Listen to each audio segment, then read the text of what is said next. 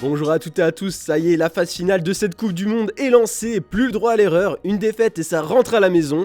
Hier soir, l'Argentine a respecté son rôle de favori face à l'Australie, les coéquipiers de Lionel Messi ont battu les Soqueros 2-1, on peut voir la joie des joueurs de la Céleste en une du quotidien sportif Olé, ils font aussi les gros titres partout au pays. Pour Lavos, cette équipe est le cœur du football, enfin surtout Léo Messi, la Pulga a réalisé un match historique hier, comme nous le rappelle le média national RDA, c'est son millième match comme professionnel et il a bien célébré l'événement. C'est lui qui a lancé le match d'une frappe soudaine et imparable qui a trompé Matthew Ryan.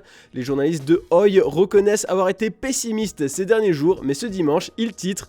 Et maintenant, nous avons de nouveau de l'espoir. Et il n'y a pas qu'en Argentine que la prestation XXL de Messi fait le buzz. Ce matin, les Anglais du Daily Mirror le surnomment le grand maître, avec un moment magique dont seul lui a le secret.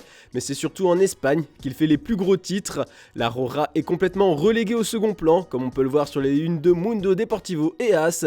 Les journaux espagnols font d'ailleurs un peu plus étalage de ce que représente cette Argentine-Australie pour Messi, car c'est plus que juste son millième match. C'est aussi la première fois qu'il marque dans un match à élimination directe en Coupe du Monde. De plus, cette victoire lui permet de disputer les quarts de finale d'un mondial pour la 4e fois de sa carrière. Ce Messi décomplexé, on le retrouve aussi dans le Corriere dello Sport. Les journalistes italiens le remercient pour tout ce qu'il apporte au football. Pareil pour le quotidien brésilien Estado de Sao Paulo et l'équipe qui parle surtout de la reconnaissance du peuple argentin.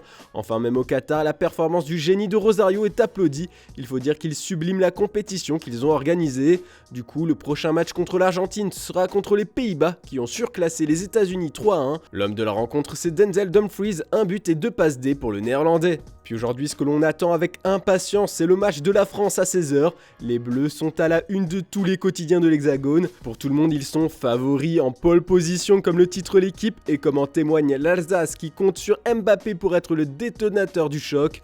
Mais il va falloir se méfier de la Pologne, surtout pour ne pas revivre le fiasco de l'Euro, la défaite contre la Suisse. Pour l'Union, il va vite falloir retrouver l'étincelle après la déconvenue du dernier match contre la Tunisie. Plus le droit à l'erreur, peut-on lire sur l'Ardennais. Enfin, les médias français craignent énormément Robert Lewandowski, le grand buteur polonais. Le Dauphiné libéré le confronte à Kylian Mbappé. D'ailleurs, en parlant du numéro 7 du PSG, il a entamé un boycott qui est passé plutôt inaperçu. Il a été élu 2 fois homme du match et ce n'est pas arrêté en conférence de presse, pourtant obligatoire.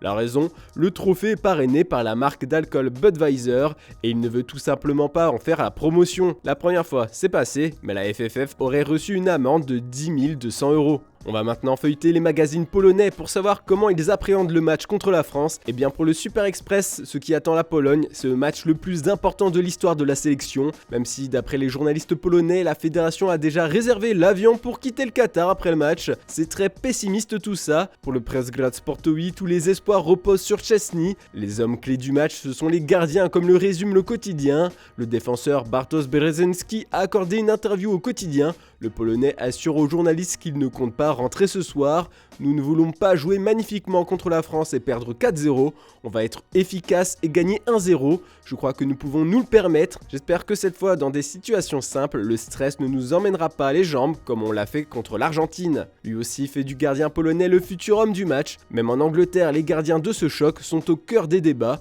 Pour le Mirror, c'est Lloris qui sortira vainqueur du duel à distance et va écœurer Lewandowski. On termine ce tour en Angleterre d'ailleurs, car les Free Lions affrontent le Sénégal à 20h.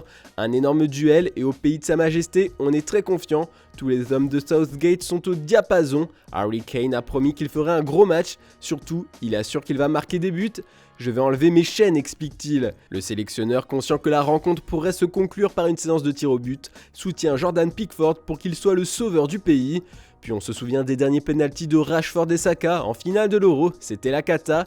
Et bien maintenant, ils sont prêts. Du côté du Sénégal, le capitaine Kalidou Koulibaly a accordé un entretien aux journalistes de l'équipe. Il assure qu'ils vont jouer ce match à fond. Voilà, c'est tout pour ce dimanche. On se retrouve demain matin pour une nouvelle revue de presse. Et ne manquez pas le JT Foot Mercato en fin d'après-midi et notre émission Twitch juste après le match des Bleus. On compte sur vous. Bonne journée à toutes et à tous.